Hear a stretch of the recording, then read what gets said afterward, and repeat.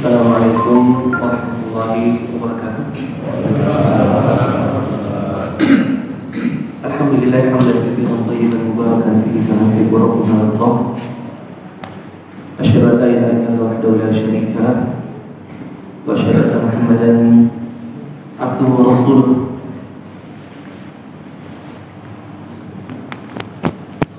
Wassalamu alaihi wa ala alihi wa ashabihi wa ala man sara ala nahjihi wassanna bisunnatihi ila yaumiddin.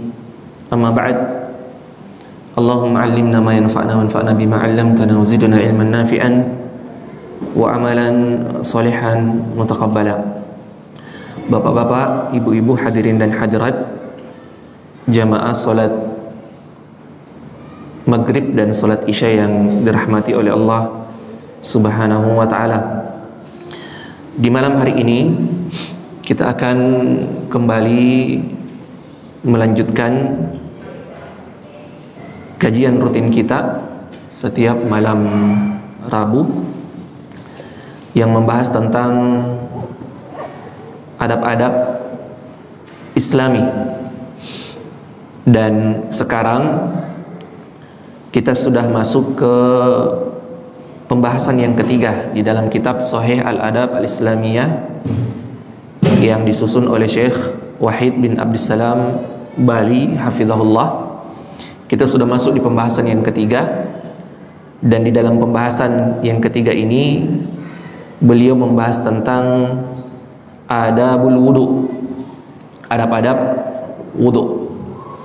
Dan kalau kita perhatikan cara beliau menyusun pembahasan di dalam buku beliau ini, beliau seakan-akan tidak hanya ingin mengajarkan kepada kita adab-adab keseharian, tetapi juga beliau semacam memberikan guide kepada kita, memberikan kepada kita bahwa sehari yang dilewati oleh seorang muslim itu jangan berlalu begitu saja.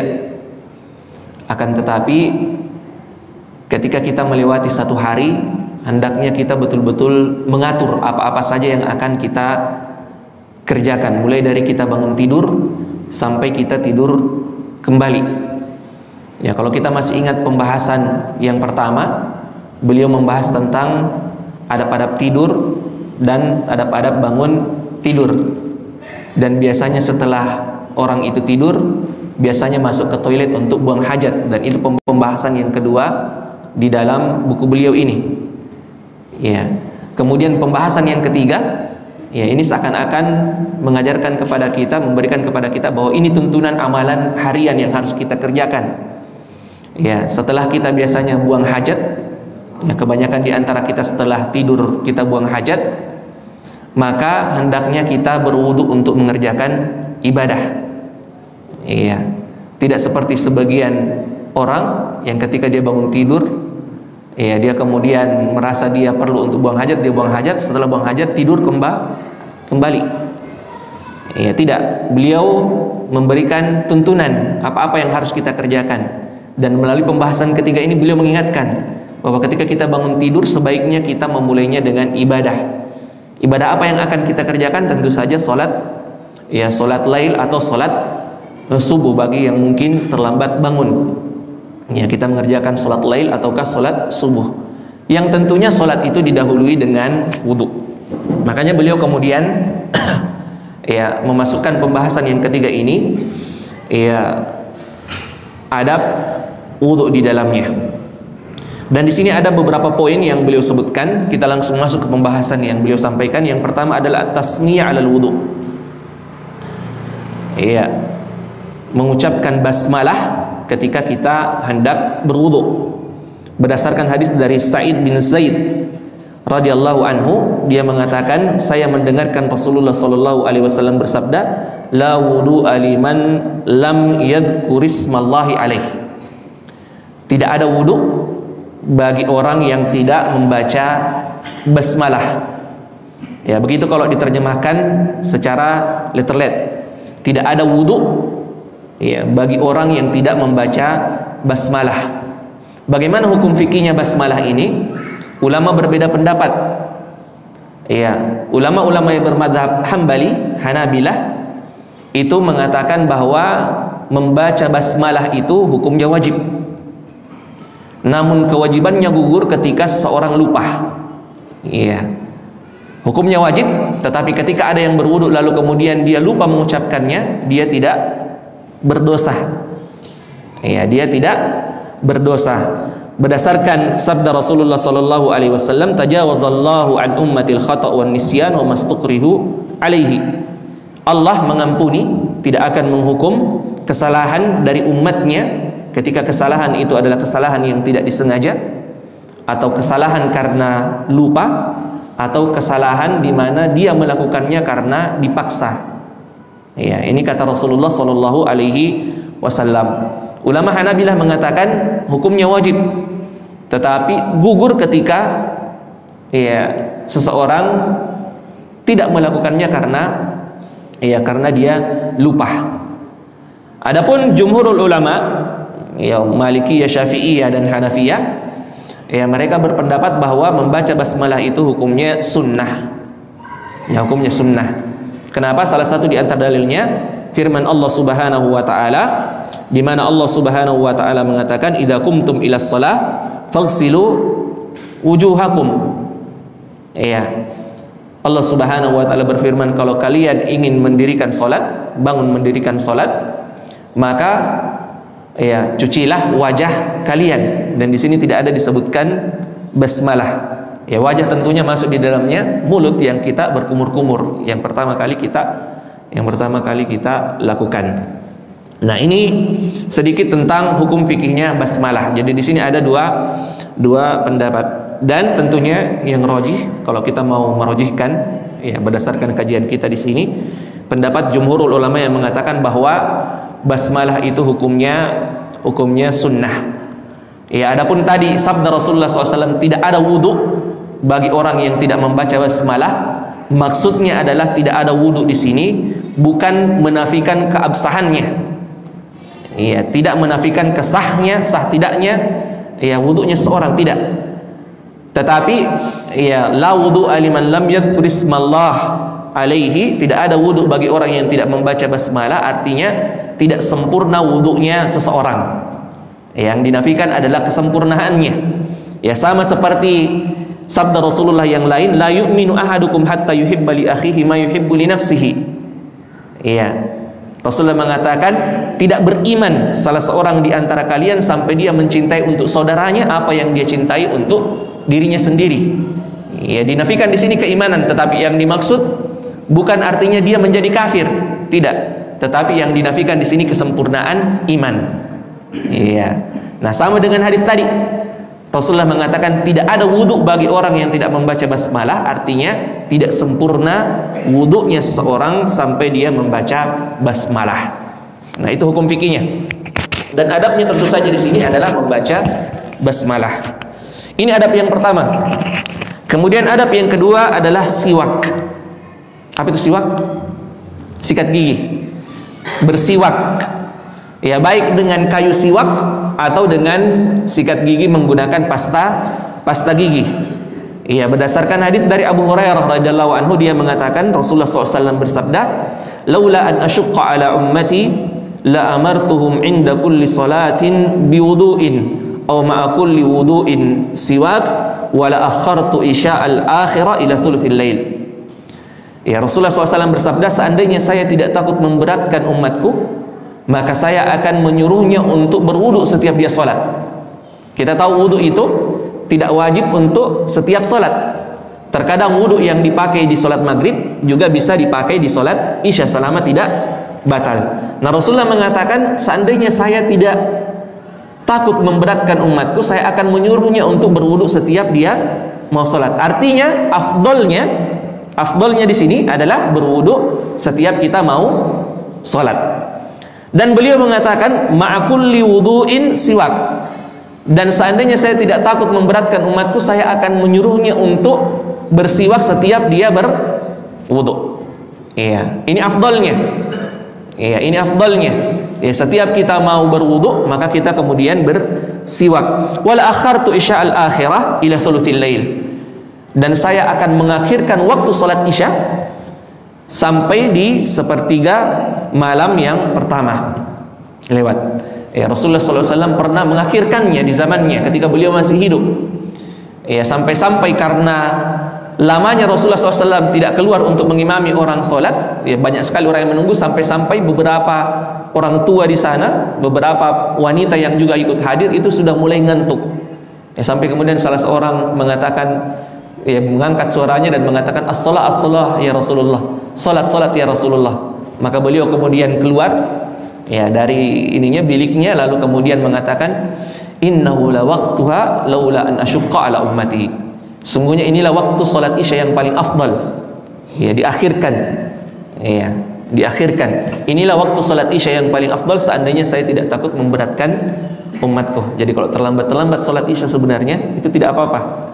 Ya, itu tidak mengapa. Ya, bahkan sebagian ulama mengatakan disunahkan sebenarnya untuk mengakhirkannya berdasarkan hadis tadi. Ya, karena hadis tadi menunjukkan tentang keutamaannya. Wallahu alam. Syahidnya di sini Rasulullah SAW mengatakan, la amartuhu ma'a kulli wudu'in siwak. Seandainya saya tidak takut memberatkan umatku, saya akan menyuruhnya untuk bersiwak setiap dia mau berwudu. Kemudian yang ketiga, adab yang ketiga adalah isbaghul wudu. Ya, menyempurnakan wudu. Ya, dan yang dimaksud isbagh di sini berdasarkan hadis Nu'aim bin Abdullah ibn Mujmar, dia mengatakan saya melihat Abu Hurairah berwudu. Iya, lalu dia kemudian mencuci wajahnya. Fa asbaghal wudu. Dia mencucinya dengan sempurna. Tsumma ghassala yadahu al-yumna. Lalu kemudian dia mencuci tangan kanannya hatta asyra'a fil adud. Sampai Abu Hurairah ketika dia mencuci tangannya, dia mencucinya sampai lengan.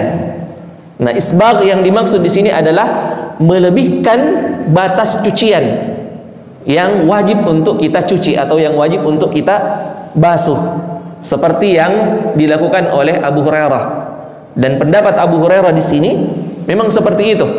Ya, beliau salah seorang sahabat yang berpendapat bahwa ketika kita bisa melebihkan, ya, cucian, batas cucian, ya, dari yang wajib, maka sebaiknya kita melakukannya. Kenapa? Karena Rasulullah sallallahu alaihi wasallam bersabda, antumul ghurrul muhajjaluna yaumal qiyamah min isbaghil wudu, faman istata'a minkum falyutil ghurratahu wa tahjilahu. Kata Rasulullah sallallahu alaihi wasallam, bekas-bekas wudu kalian di hari kiamat bercahaya. Ya, bekas-bekas wudu kalian di hari kiamat bercahaya. Siapa di antara kalian yang bisa memanjangkan bekas-bekas wudunya, maka hendaknya dia melakukannya. Supaya apa? Supaya lebih banyak anggota tubuh yang bercahaya. Dan ini adalah pendapat dari Abu Hurairah radhiyallahu anhu. Iya. Adapun hadis lain juga dari Abu Hurairah, Rasulullah SAW bersabda kepada sahabat-sahabatnya, ala adullukum ala ma yamhullah bihil khataya. Maukah kalian saya tunjukkan amalan yang bisa menghapuskan dosa-dosa kalian, wa yarfa'u bihi darajat, yang ketika kalian melakukannya derajat kalian akan ditinggikan di sisi Allah Subhanahu wa taala. Para sahabat mengatakan, "Bala ya Rasulullah." Tentu saja ya Rasulullah. Maka beliau kemudian mengatakan, "Isbagul wudu alal makarih."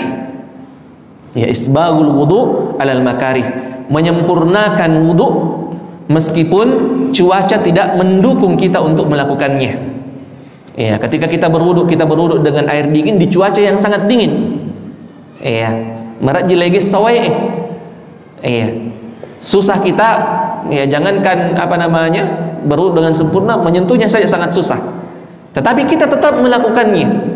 Iya, di cuaca yang sulit itu, di beberapa daerah, iya, di waktu yang terik, panas sekali, itu airnya juga ikut panas. Ya, sulit bagi orang untuk menyempurnakan wudunya, tetapi tetap disempurnakan. Supaya apa? Mendapatkan keutamaan tadi. Ya, dihapuskan dosanya dan diangkat derajatnya. Ya, dan Rasulullah mengatakan, wa kathratul khuta ilal masajid, memperbanyak langkah kaki menuju ke masjid. Kita sudah sering membahas ini. Wa intidharus shalah ba'da shalah fadzalikumur ribat, dan menunggu waktu salat setelah kita selesai salat. Ya, hanya sekedar menunggu ini, duduk menunggu. Apalagi kalau diisi dengan ibadah-ibadah yang lain. Seorang berzikir setelah salat maghrib, dia berzikir, dia membaca Al-Quran, ya, atau menghadiri majelis ilmu seperti ini, ya, sampai datangnya waktu sholat berikutnya. Nah, ini amalan-amalan yang bisa menghapuskan dosa dan mengangkat derajat. Dan yang pertama yang beliau sebutkan adalah isbagul wudu alal makarih, menyempurnakan wudu. Sempurnakan wudu. Perhatikan wudu kita ini. Ya, jangan asal-asalan. Ya, kadang kita melihat ada orang kalau dia berwudu asal-asalan. Ya, asal dia cuci tangannya, asal dia kumur-kumur, asal dia cuci wajahnya, ya tangannya, asal dia basuh kepalanya, ya bahkan kalau dia mau cuci kakinya dia tendang-tendang itu air. Ya, pernah lihat ya? Ya, dia tendang-tendang itu air. Ya, kaki kanan dulu baru kaki kiri dia tendang-tendang. Ya. Sempurnakan. Kenapa? Ada keutamaan yang sangat besar ketika kita menyempurnakannya. Kemudian yang keempat, adamul israf fil ma'. Ya, tidak berlebih-lebihan di dalam menggunakan air. Iya. Ada orang yang kalau berwudu apalagi di air yang mengalir keran, itu dia buka lebar-lebar itu. Padahal sedikit sekali yang dia pakai. Ya, dan ini tidak diperbolehkan. Ya, ini bukan termasuk di antara adab, bahkan bisa termasuk di dalam tabdzir. Ya, perkara mubadzir. Dari hadis yang diriwayatkan oleh Abdullah bin Mughaffal, dia mengatakan, saya mendengarkan anak saya ketika dia berdoa, dia mengatakan, Allahumma inni as'alukal qasral abyad an yaminil jannah idza dakhaltuha. Ya, dia mendengarkan anaknya berdoa, ya Allah, saya meminta kepadamu istana yang berwarna putih di samping, di bagian kanan surga kalau saya nanti masuk ke dalam surga. Ya, ini doanya. Apa kata bapaknya? Bapaknya kemudian mengatakan, bunai, wahai anakku, salillahal jannah wa ta'awwad minan nar. Mintalah Allah agar Allah memasukkanmu ke dalam surga, dan ya berlindunglah dari neraka. Fa inni sami'tu Rasulullah sallallahu alaihi wasallam yaqul, saya mendengarkan Rasulullah sallallahu alaihi wasallam bersabda, innahu sayakunu fi hadhil ummah qaumun ya'taduna fit tahuri wad du'a. Saya mendengarkan Rasulullah bersabda, akan datang satu hari atau akan datang satu masa di kaumku ini, di umatku ini, orang-orang yang terlalu berlebih-lebihan di dalam bersuci dan terlalu berlebih-lebihan di dalam berdoa. Apa tadi doanya orang ini? Ya Allah, saya minta kepadamu istana berwarna putih. Ya, dirinci itu permintaannya. Istana berwarna putih di samping bagian kanan di surga kalau saya masuk ke dalamnya. Ya, kalau saya masuk ke dalamnya. Iya. Dan bapaknya ini mengatakan, ya, membaca hadis ini artinya dia memahami bahwa doanya anaknya ini sudah berlebih-lebihan. Ya, kalau kita mau meminta, ya Allah, meminta jamaah sekalian yang dimuliakan oleh Allah, ya jangan terlalu berlebihan di dalam merinci. Ya Allah, saya mau menikah. Tolong ya Allah, wajahnya seperti ini, rambutnya seperti ini. Kalau bisa tetangga saya ya Allah. Iya, anaknya si fulan ya Allah.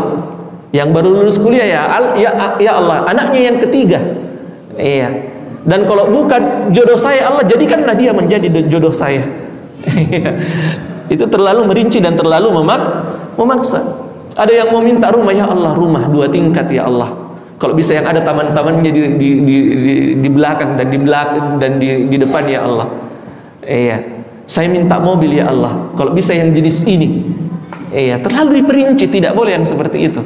Itu bukan bagian dari adab ketika kita meminta kepada Allah Subhanahu wa taala. Doanya Rasulullah sallallahu alaihi wasallam itu jami. Ya, itu ringkas tetapi mengumpulkan semua kebaikan-kebaikan yang ada. Salah satu di antara doanya, coba, Rabbana atina fid dunya hasanah. Ya Allah, berikanlah ya untukku di dunia ini kebaikan. Iya, mencakup segalanya. Ya, karena boleh jadi kita meminta sesuatu itu ternyata kita menganggapnya baik, tapi ternyata di sisi Allah itu tidak baik bagi kita.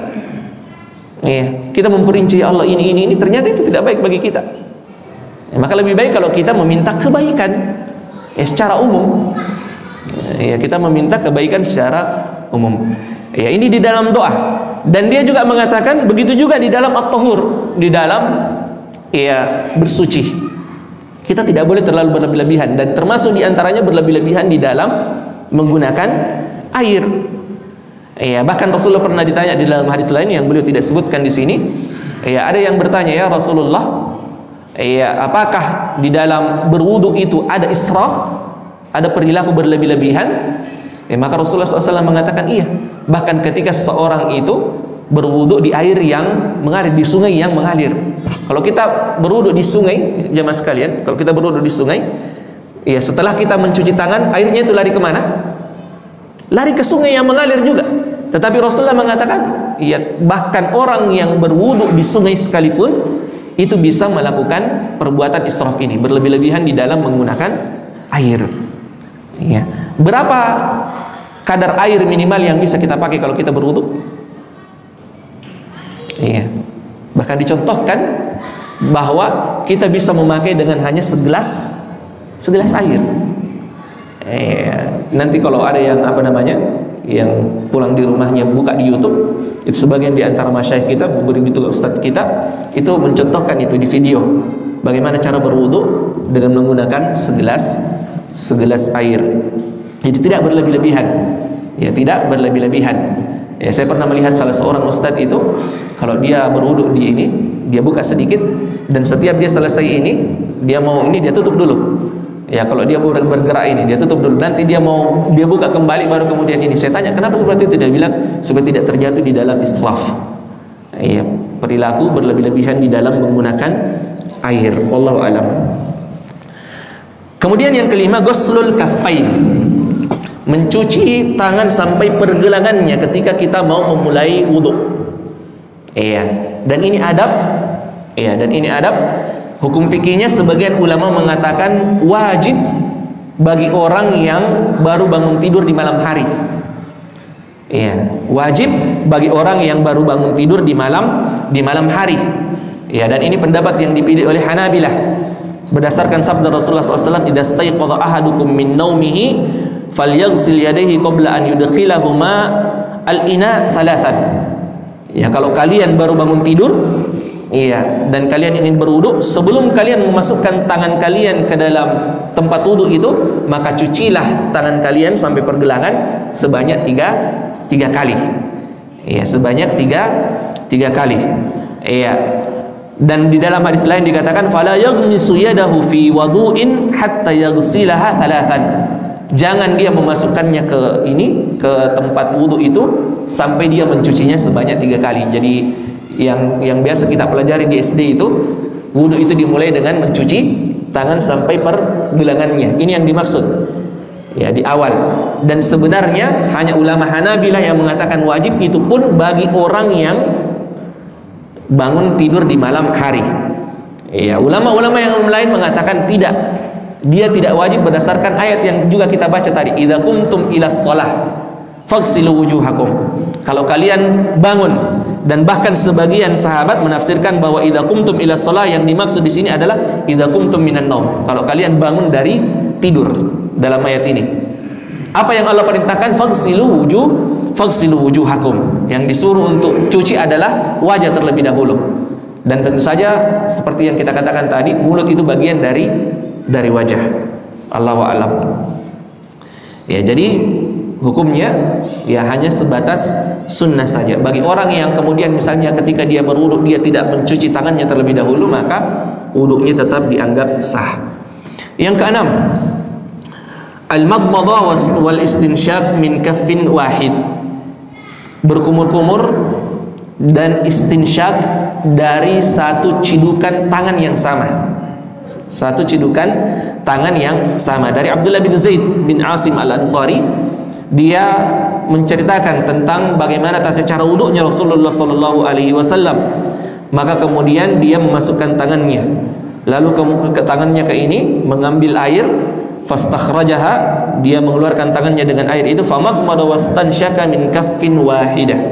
Ya, dia kemudian berkumur-kumur dan istinsyak. Apa itu istinsyak? Masukkan air ke dalam hidung. Ya, masukkan air ke dalam hidung dengan satu kali cidukan air di satu tangan ini. Ya, dengan satu kali cidukan min kaffin wahid. Fafa'ala dzalika thalathan, dan dia melakukan itu tiga kali.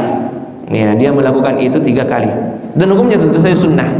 Ibnu Qayyim menyebutkan di dalam Zadul Ma'ad bahwa Rasulullah SAW terkadang berkumur-kumur dan kemudian istinsyak itu dari 1 kali cidukan, terkadang dengan 2 kali cidukan, dan terkadang dengan 3 kali cidukan. Tetapi ini sunnahnya, ini adabnya. Ini adabnya. Salah satu di antara hal yang berkaitan dengan ini adalah tidak berlebih-lebihan di dalam menggunakan air kalau kita melakukan dengan 1 kali cidukan. Iya, dengan 1 kali cidukan. Kemudian yang ketujuh, takhlilu asabi'il yadaini war rijlain. Menyela-nyela ya sela-sela jari jemari, baik jari jemari tangan maupun kaki ketika kita berwudu. Iya. Rasulullah SAW bersabda, "Idza tawadda'ta fakhallilil asabi." Kalau kalian berwudu, maka sela-sela jari-jari jemari kalian, perantaranya ruas-ruasnya itu, ya, begitu juga kaki kalian. Ya, dari Ibnu Abbas dia mengatakan bahwa Rasulullah SAW bersabda, "Idza tawadda'ta fakhallil baina asabi yadayka wa rijlaika." Iya, ini disebutkan jari jemari kaki dan jari jemari tangan itu di sela-sela. Itu di sela-sela. Jadi kalau kita berwudu, ya kalau kita cuci tangan misalnya di sela-sela ini, dan yang lebih biasanya harus diperhatikan adalah kaki. Ya, adalah kaki. Itu sunnahnya. Itu sunnahnya. Dan semakin kita melakukan sunnah-sunnah ini, jamaah sekalian yang dimuliakan oleh Allah, semakin kita mendapatkan banyak pahala, tambahan pahala. Jadi terkadang ada 2 orang itu dia sama-sama berwudu di tempat yang sama, ya, tetapi beda-beda di dalam mendapatkan pahala. Iya. Kenapa? Satunya hanya sekedar berwudu saja, dia hanya memperhatikan yang wajib-wajib. Satunya dia menjaga sunnah-sunnahnya. Iya. Dan ini salah satu di antara sunnah yang diajarkan oleh Rasulullah SAW. Yang kedelapan, al-mubalaghah fil istinsyaq, bersungguh-sungguh di dalam menghirup air. Ya, jadi sebenarnya memasukkan itu kata yang tidak tepat. Ya, karena sebenarnya dihirup itu airnya. Dihirup dengan nafas kita dan bersungguh-sungguh. Rasulullah SAW mengatakan, "Fabaligh fil istinsyaq illa an takuna sha'iman." Ya, hendaklah kalian bersungguh-sungguh ketika melakukan istinsyak, ya, menghirup air dengan ini tarikan nafas, ya, kecuali kalau kalian dalam keadaan berpuasa.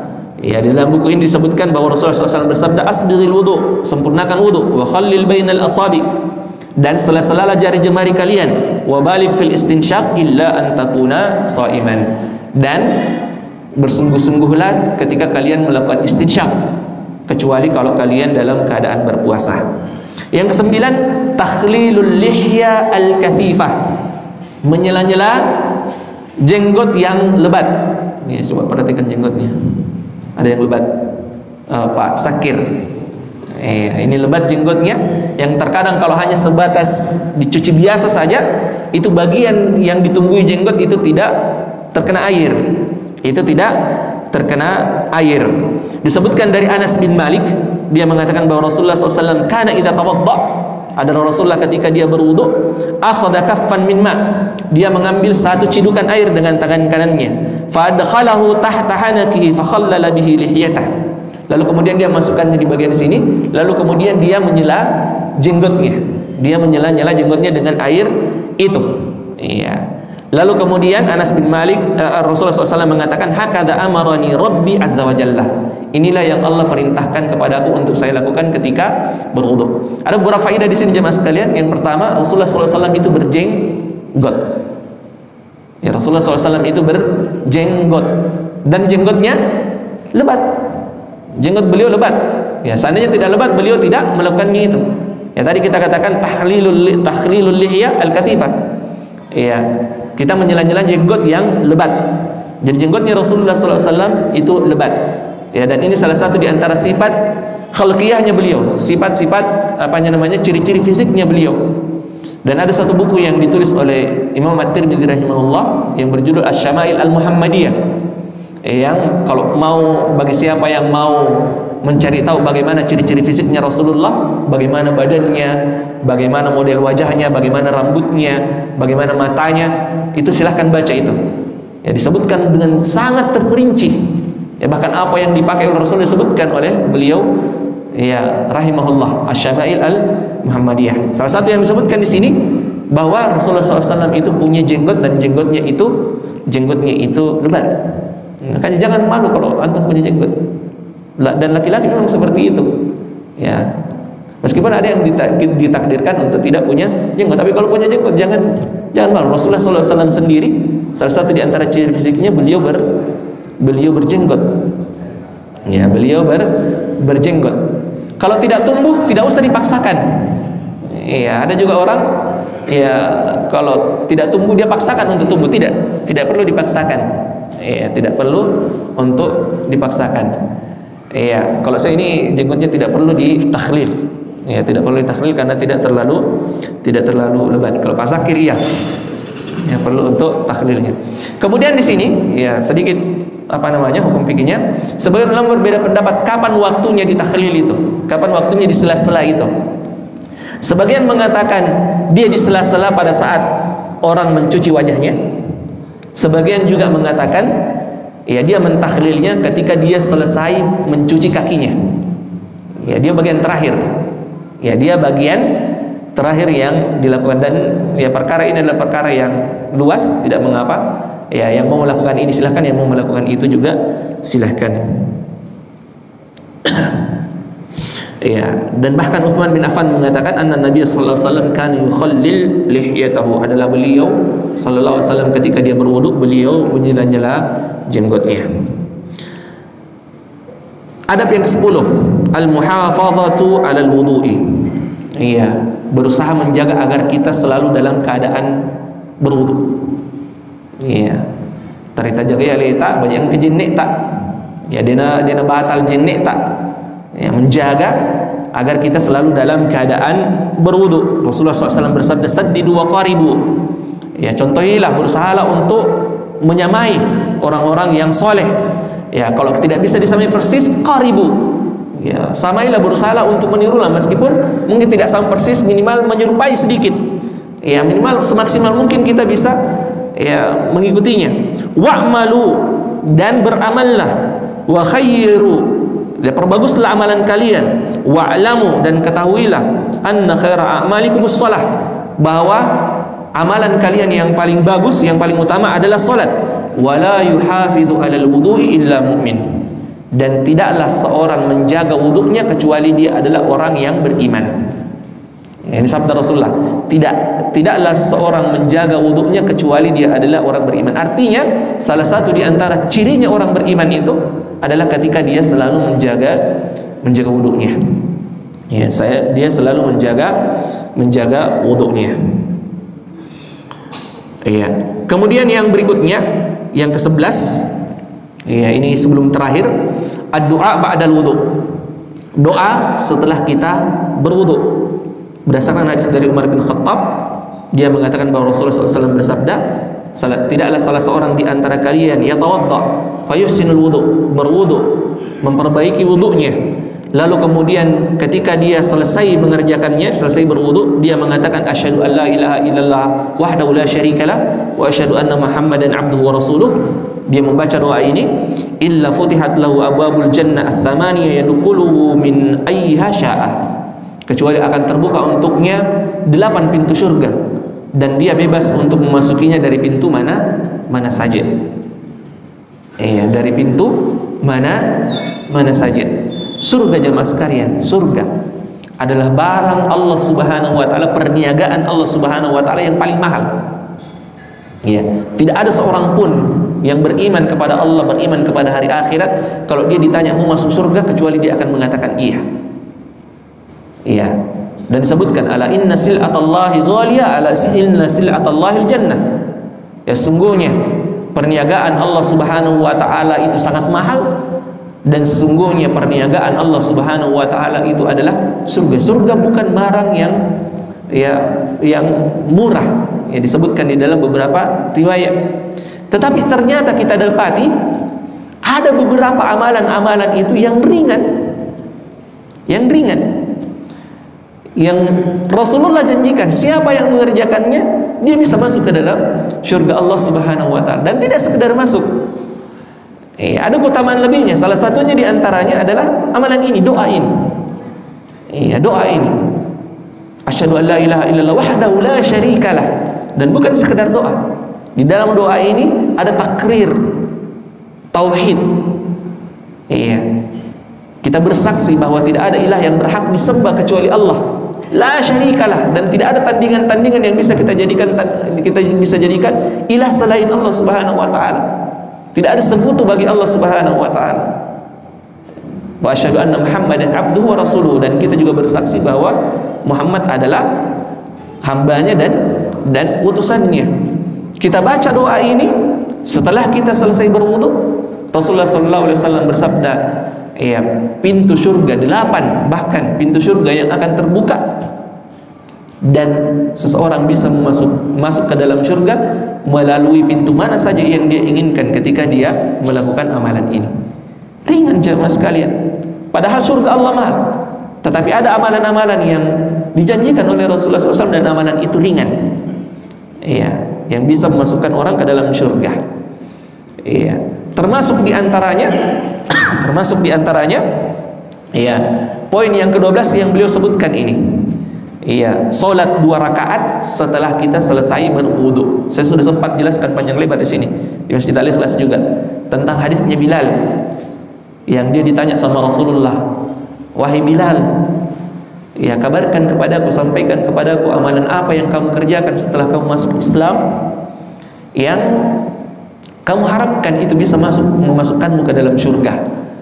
Kenapa Rasulullah bertanya ini? Karena tadi malam dia mendengarkan langkah sendalnya Bilal, ya, di surga, di depannya, bahkan di depannya Rasulullah Sallallahu Alaihi Wasallam. Dan kita tahu siapa itu Bilal, ya. Siapa itu Bilal? Muadzinnya Rasulullah. Azan, jamaah sekalian, ibadah yang sangat mulia, ibadah besar azan itu. Muadzin adalah orang yang dipercaya untuk memanggil orang di waktu sholat, untuk mengabarkan kaum muslimin masuknya waktu sholat.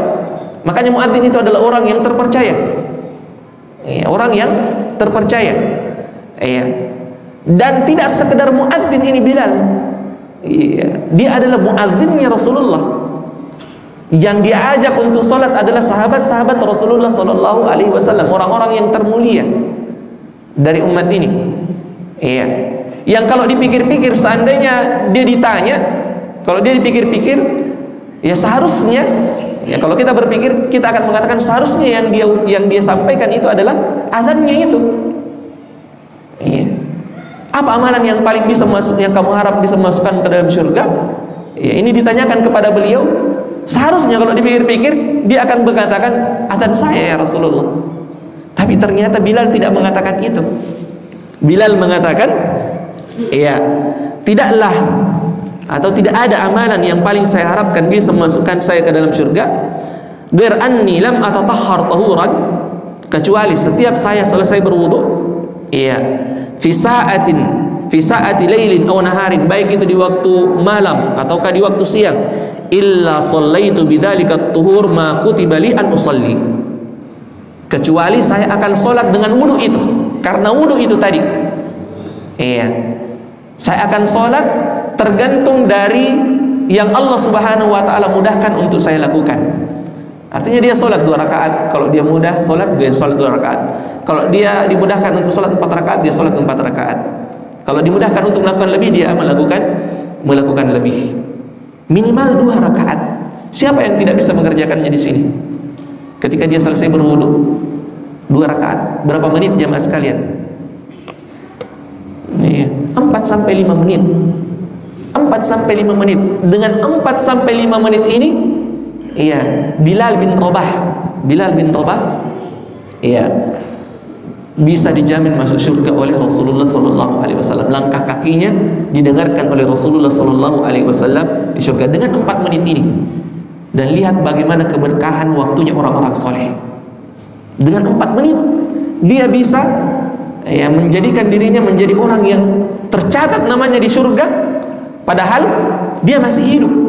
Ini orang kalau berkah waktunya. Tapi coba lihat orang yang tidak berkah waktunya. Iya. Dia sudah lewati bertahun-tahun, kalau ditanya kira-kira amalan apa yang bisa masukkan ke dalam surga, ada tidak yang bisa dia sebut? 1-2 amalan. Ya kalau kita ditanya jemaah sekalian, amalan apa yang kira-kira kita paling harapkan masuk ke dalam, bisa memasukkan kita ke dalam surga, mungkin kita akan bingung. Kenapa? Karena kita adalah orang-orang yang ya seperti itulah, ya tidak sama keberkahan waktunya dibanding orang-orang soleh terdahulu. Semoga Allah Subhanahu wa taala memberikan kita taufik, hidayah, kemudahan untuk bisa menjalankan sunnah-sunnah ini. Insyaallah pada pertemuan berikutnya kita akan membahas tentang adabul ghusl. Ya, adabul ghusl, adab-adab yang berkaitan tentang mandi janabah. Ya, biasanya orang itu tidak hanya sekedar wudhu saja kalau dia mau sholat. Terkadang juga dia perlu untuk mandi janabah, dan ini yang beliau sebutkan di pembahasan yang keempat, yang insyaallah kita akan bahas di pertemuan berikutnya. Masih ada kayaknya waktu 10 menit atau 5 menit. Bagi yang mau bertanya silahkan. Silahkan yang mau memperjelas apa yang kurang jelas. Iya. Yang saya tanyakan, apakah zikir kita diterima apabila wudhu tidak ada? Iya. Tidak mesti. Meskipun zikir adabnya berzikir itu dalam keadaan berwudu. Iya, dalam keadaan berwudu, tapi tidak mesti. Zikir tidak mesti dalam keadaan berwudu. Tidak mesti harus selesai salat baru kita berzikir, tidak. Ya, alladzina yadhkurunallaha qiyaman wa qu'udan wa 'ala junubihim. Iya. Orang-orang beriman itu adalah orang-orang yang berzikir baik ketika dia duduk, berdiri, bahkan ketika dia berbaring. Ya, dalam setiap keadaan disebutkan bahwa karena Nabi sallallahu alaihi wasallam yadhkurullaha fi kulli ahyanihi atau inda kulli ahyanihi. Ada Rasulullah sallallahu alaihi wasallam itu senantiasa berzikir di setiap keadaannya. Ya, di setiap keadaannya. Jadi bukan termasuk di antara syarat, tetapi adabnya ya sebaiknya ya dia berzikir dalam keadaan berwudu. Allahu a'lam. Ada pertanyaan yang lain? Iya. Yang tengah dulu biar apa namanya? Iya. Silakan. Iya. Apa? Iya. Ya, jadi disebutkan dalam hadis ufu lihiyatak. Ya, ufu ini dari kata afu, maafkan jenggotmu. Jadi hukum asalnya sebenarnya sunnahnya itu kita dilarang untuk menyakiti jenggot kita dengan mencukurnya. Jadi disuruh untuk memaafkannya. Ya Allah alam. Jadi itu sunnahnya. Jadi sebaiknya jangan dipotong. Iya, bisakah berwudu dalam keadaan telanjang? Tidak ada sebenarnya larangan untuk ini. Ya, tidak ada sebenarnya larangan untuk ini, apalagi kalau orang-orang yang mau mandi janabah misalnya, lalu kemudian ya sudah terlanjur dia buka, tidak perlu lagi dia pakai baru kemudian dia berwudu. Ya, meskipun tentu saja ya hukum asalnya aurat itu tidak dibuka kecuali kalau ada hajat. Ini penting. Aurat itu tidak dibuka kecuali kalau ada hajat. Ya, bahkan Rasulullah SAW tanya, bagaimana kan tidak ada orang? Ya, maka Rasulullah SAW mengatakan, bukankah Allah lebih layak untuk kita malu di hadapannya? Para malaikat kita layak untuk malu di hadapannya. Jadi hukum asalnya aurat itu tidak dibuka kecuali kalau ada keperluan. Ya, makanya disebutkan dalam adab-adab buang hajat itu kita tidak kita tidak mengangkat pakaian kita kecuali nanti ketika kita sudah mau duduk. Jangan angkat memang ya kelihatan itu baru kemudian kita duduk ketika kita buang hajat, tidak. Jadi duduk dulu pelan-pelan sambil kita mengangkatnya. Karena apa? Karena aurat itu memang penting untuk dijaga. Tidak dibuka kecuali ada keperluan. Jadi seperti itu hukum asalnya. Ya, tetapi kalau ditanya bagaimana hukumnya kalau orang yang berwudu, kita jawab ya bukan syarat itu. Orang harus berpakaian. Ya, tapi seperti itu tadi. Ya, terutama bagi orang-orang yang misalnya terlanjur sudah buka pakaian baru kemudian dia mau mandi janabah. Tidak perlu dia kemudian pakai baju lagi. Aduh, ya saya lupa belum berwudu, pakai baju dulu atau pakai ini dulu. Ya, tidak mesti. Ya, tidak mesti. Allahu a'lam. Iya. Iya. Ya tidak. Jadi kalau kumis itu disuruh untuk rapikan, disuruh untuk pendekkan. Ya, disuruh untuk pendekkan. Jadi disuruh untuk qassus syawarib wa aful liha. Disebutkan seperti itu. Jadi disuruh untuk pendekkan. Ya, disuruh untuk pendekkan. Jadi sunnahnya sebenarnya pendekkan, tidak dicukur halus. Ya, meskipun sebagian orang ada yang terganggu ketika dia kumisnya itu jadi dicukur. Al-qas itu artinya batasnya itu kalau melewati gunting sedikit. Ya begitu pendeknya. Ya kayak Fikri lah kurang lebihnya. Ya kumisnya seperti itu. Ya seperti itu. Jadi tidak di apa namanya? Begitu sebenarnya sunnahnya. Ya meskipun tidak mengapa kalau mau dicukur ini. Tapi kalau mau yang afdolnya seperti itu. Seperti ya silahkan lihat Fikri. Kurang lebihnya seperti itu. Ya silahkan. Ya. Apa? Berbicara ketika berwudu tidak ada larangan sebenarnya, tidak ada larangan kita berbicara ini ketika kita berwudu. Ya meskipun apa namanya sebagian ulama mengatakan ya dia bagian dari ibadah yang seharusnya kita juga khusyuk. Jadi khusyuk itu dilatih pada saat kita tidak hanya ketika kita mau sholat saja, tapi sebelum sholat itu sudah mulai disiapkan kekhusyuan itu. Ya termasuk diantaranya ketika kita mulai berwudu. Ya salah satu diantara contoh apa namanya perbuatan salaf di sini ya Ali ketika dia didapati pucat dalam keadaan berwudu. Dalam keadaan berwudu dia selalu pucat. Ditanya kenapa kamu seperti itu, dia mengatakan karena saya tahu kepada siapa nantinya saya mau menghadap. Saya mau menghadap kepada Allah Subhanahu wa taala. Jadi kekhusyuan itu dia siapkan ya tidak nanti ketika dia mau sholat, tetapi mulai, bahkan ada yang mengatakan ketika kita juga keluar dari rumah kita kekhusyuan itu sudah mulai dijaga. Allahu a'lam. Disiapkan maksudnya. Allahu a'lam. Ada yang lain? Ya, sudah tidak ada lagi. Kita cukupkan sampai di sini. Mudah-mudahan bermanfaat.